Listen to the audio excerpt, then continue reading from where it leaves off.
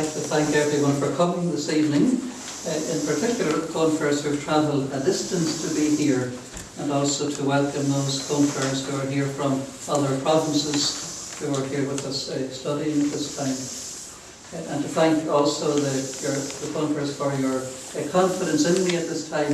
I hope that it won't turn out to be ill-placed. Please God.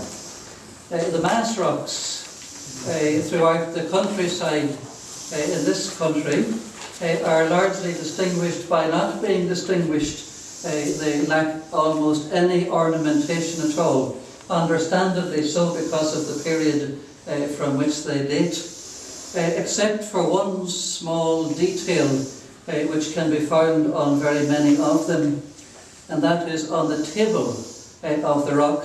Very often you will find a small groove or a crevice that has been carved out or eked out, not very deep. But that was where people would put a handful of grass or a few twigs over which would be placed the consecrated species. It was an act of faith, of course, in God in human form, who had once been placed himself on a bed of straw. It was also a gesture of Céad Míle Fáilte, welcome to God, coming again in forms of bread and wine on the Mass rock, and reaching into the people's humanity at a very bruised time in the lives of and the history of our people.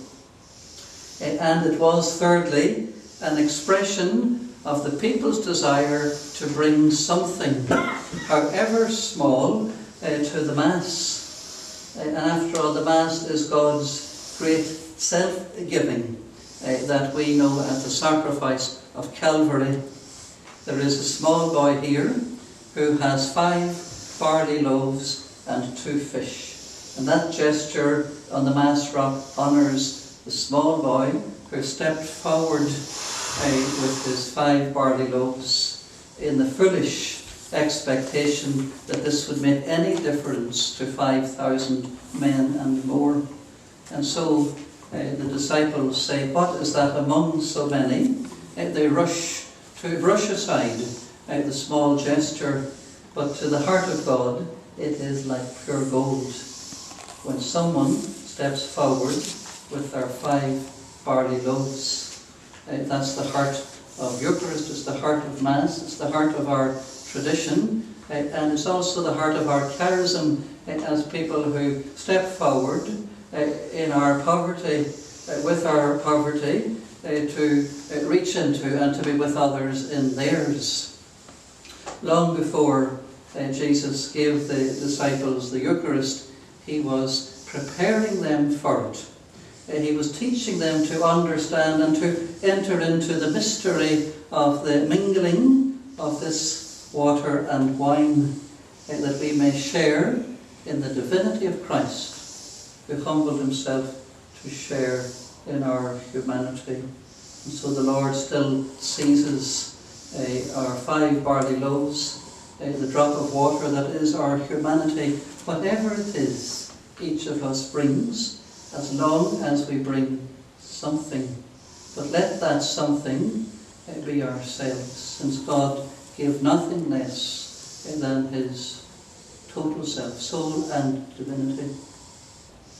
The Church, of course, still honouring that simple gesture of a small boy and his 5 barley loaves in that moment in the Mass, which the ritual describes almost in secreto, quietly, almost unseen, because on that day it was unseen by most, except the few who were gathered around near Jesus. And so the priest mixes the water into the wine still. 5 barley loaves. It's almost as if there would be no Eucharist without them. We don't want to topple over into heresy, but it's almost as if God were powerless to give us the gift of himself, the gift of Eucharist, without the gift, no matter how small it might be, of something from you and me. As a province, and as local communities, and indeed as individuals, we are become very like the 5 barley loaves. We are diminished in so many ways that we feel we have less to give.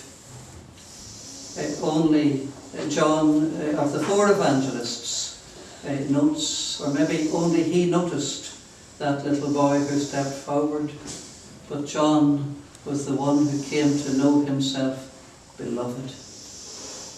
Beloved. Like that boy. Because John's giving of himself would have the qualities of that youngster.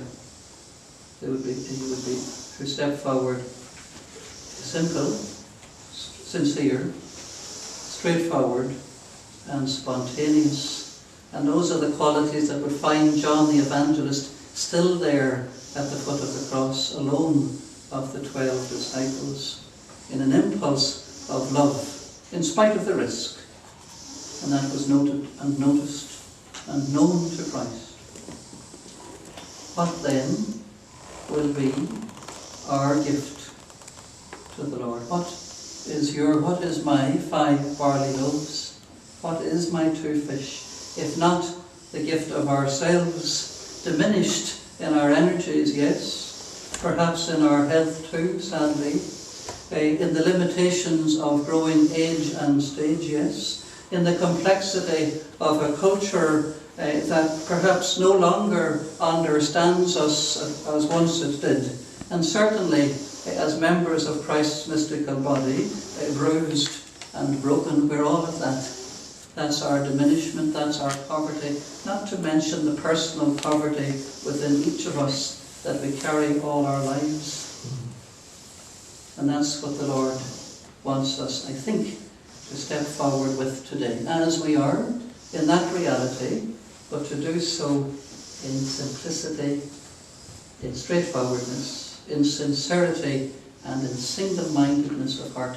It's the opposites of those, if you think about them, that cause so many problems. And they're so near, those 4 qualities, to our 5 characteristic virtues. The poorest part which we are still becoming, may yet be our best part if we too can only step forward in the spirit of that small boy. If only we too can stand alongside the Lord in the Eucharist, broken and given for us at the foot of the cross, and allow Him to take our brokenness, our poverty, our 5 barley loaves, and to transform them by the gift of Himself, so that we have something to give, the gift of God, who will fill us and who will spill out of us in the service of those people in our society, in our places of work, wherever we are, who are themselves broken and bruised, and who feel themselves to be little more than 5 barley loaves. They're ours to give, if they are in our hearts, if we realise that that's who we are.